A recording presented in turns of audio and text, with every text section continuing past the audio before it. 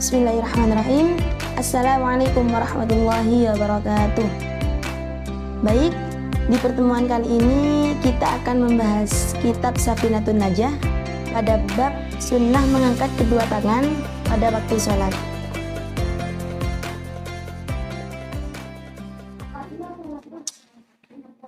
Bismillahirrahmanirrahim.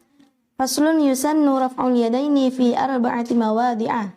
Adapun fasal ini menerangkan tentang sunnah mengangkat kedua tangan bertempat pada 4 tempat. Yang pertama yaitu inda takbiratil ihrami. Ketika akan takbiratul ihram, kita disunnahkan untuk mengangkat kedua tangan. Contohnya Allahu Akbar. Kita disunnahkan untuk mengangkat kedua tangan. Selanjutnya yang nomor 2 yaitu wa indar ruku'i. Ketika kita akan ruku', kita disunnahkan untuk mengangkat kedua tangan. Maksudnya, kita boleh untuk tidak mengangkat kedua tangan, tapi alangkah baiknya jika kita mengangkat kedua tangan karena hal tersebut termasuk hal yang sunnah. Kemudian yang nomor 3 yaitu wa indal i'tidali. Ketika kita bangun dari ruku', yang disebut dengan i'tidal, kita sunnah untuk mengangkat kedua tangan. Contohnya ketika kita melafadzkan lafadz sami Allahu liman hamidah, itu kita sambil mengangkat kedua tangan. Selanjutnya yang terakhir yang nomor 4 wa indal qiyami minat tasyahudil awali. Ketika kita berdiri dari tasyahud awal atau at-tahiyat awal, kita disunnahkan juga untuk mengangkat kedua tangan. Jadi keempat tempat inilah kita pada waktu sholat disunahkan untuk mengangkat kedua tangan. Adapun yang dinamakan dengan sunnah yaitu ketika kita melakukan sesuatu tersebut maka kita akan mendapat pahala. Jika kita meninggalkan maka tidak apa-apa.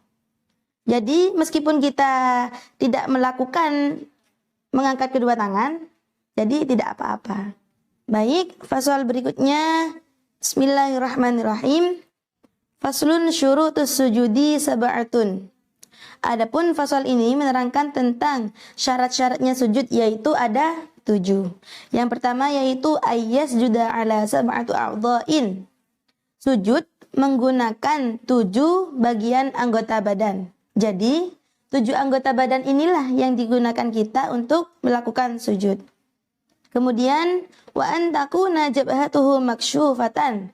Yang nomor 2 yaitu dahi kita harus terbuka. Ukuran dahi kita terbuka minimal menggunakan 3 jari. Diukur dengan menggunakan 3 jari.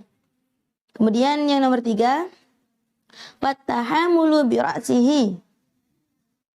Kita pada waktu sujud harus meletakkan kepala kita di tempat sujud tersebut. Maksudnya kepala kita tidak boleh sampai mengangkat, tapi harus diletakkan atau ditempelkan ke tempat sujud tersebut. Yang nomor 4 wa'adamul huwi li ghairihi, yaitu ketika kita sujud, kita tidak boleh bertujuan untuk hal yang lain, tetapi kita harus bertujuan untuk sujud kepada Allah Subhanahu wa taala. Kita tidak boleh bertujuan untuk sujud kepada tembok, kepada teman kita, tidak boleh. Selanjutnya, nomor 5 wa alla yasjuda ala syai'in yataharraku biharakatihi. Kita tidak boleh sujud pada sesuatu yang bisa bergerak dikarenakan gerakan sujud kita. Misalnya teman-teman, kita sholat di atas kasur. Kan pas waktu kita mau sujud, kasur tersebut bergerak. Asalnya yang tidak bergerak, karena kita sujud, kasur tersebut bergerak. Jadi ketika kasur itu bergerak, jadi kan bisa mengganggu kehusyuan kita dalam sholat gitu. Jadi tidak boleh ya teman-teman untuk sholat di kasur yang bisa bergerak. Itu lebih aman, tidak boleh. Selanjutnya nomor 6 wartifa'u asafilihi ala a'alihi. Ketika kita sholat, posisi kepala kita harus lebih rendah daripada pantat kita. Terus langsung saja nomor 7 wattu ma'ninatu fihi. Yang nomor 7 kita harus tumakninah di dalam sujud. Selanjutnya khatimatun yang terakhir. A'dha'us sujudi sab'atun. Adapun bagian-bagiannya sujud itu ada 7 bagian. Yang pertama al-jabhatu, dahi. Jadi dahi ini termasuk bagian dari anggota sujud. Selanjutnya yang nomor 2 dan 3 yaitu wabutunul kaffaini, kedua telapak tangan kanan kiri, telapak tangan kanan dan telapak kanan kiri. Warukbatani yang nomor 4 dan 5 yaitu kedua lutut, lutut kanan dan lutut kiri. Ini harus menempel di tempat sujud.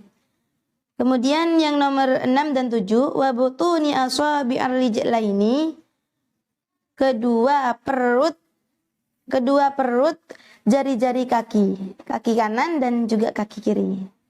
Wallahu a'lam bishawab. Sekian dari saya. Wassalamualaikum warahmatullahi wabarakatuh.